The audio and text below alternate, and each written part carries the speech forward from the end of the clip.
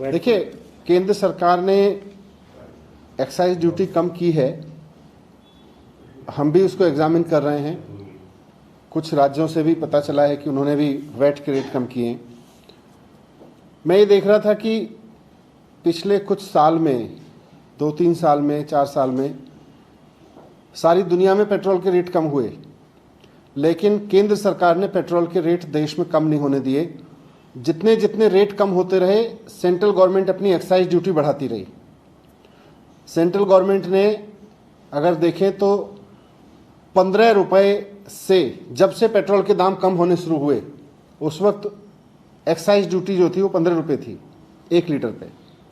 उसको बढ़ा बढ़ा के जैसे जैसे पेट्रोल के दाम घटते गए सारी दुनिया में, इंटरनेशनल मार्केट में, सेंट्रल गवर्नमेंट ने पेट्रोल के दाम ना कम हो इसलिए अपनी एक्साइज ड्यूटी बढ़ाते गए, और उन्होंने 15 रुपये से एक्साइज ड्यूटी बढ़ा के 34 रुपये कर ली पिछले कुछ सालों में।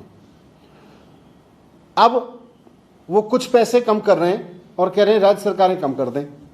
राज्य सरकारें तो वैसे ही अपने संसाधनों के लिए रो रही हैं, राज्य सरकारों के पास तो वैसे ही संसाधन कम हैं, तो वैसे में राज्य सरकारें तो कम कर लें, लेकिन सेंट्रल गवर्नमेंट ने जो 15 रुपये से 34 रुपये बढ़ाया था उसमें से बस छोटा सा कम करेंगे, तो ये तो ठीक नहीं है।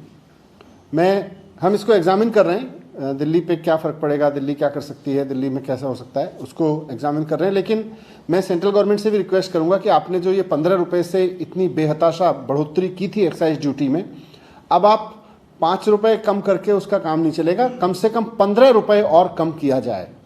15 रुपये और कम करें। इतनी एक्साइज ड्यूटी आप लोगों ने बढ़ाई थी, उसको नीचे ले आएँ, तो जो इंटरनेशनल मार्केट में पेट्रोल के दाम कम हुए थे उसका फ़ायदा सीधे आम जनता को मिल सकता है। राज्य सरकारें भी कितना कम करेंगी, कोई 2 रुपये करेगी, कोई 4 रुपये कम करेगी, लेकिन अभी इसको 15 रुपये कम करने का है, क्योंकि हाल के वर्षों में पेट्रोल के दाम में जितनी गिरावट आई, सेंट्रल गवर्नमेंट ने उतना ही बढ़ाती चली गई।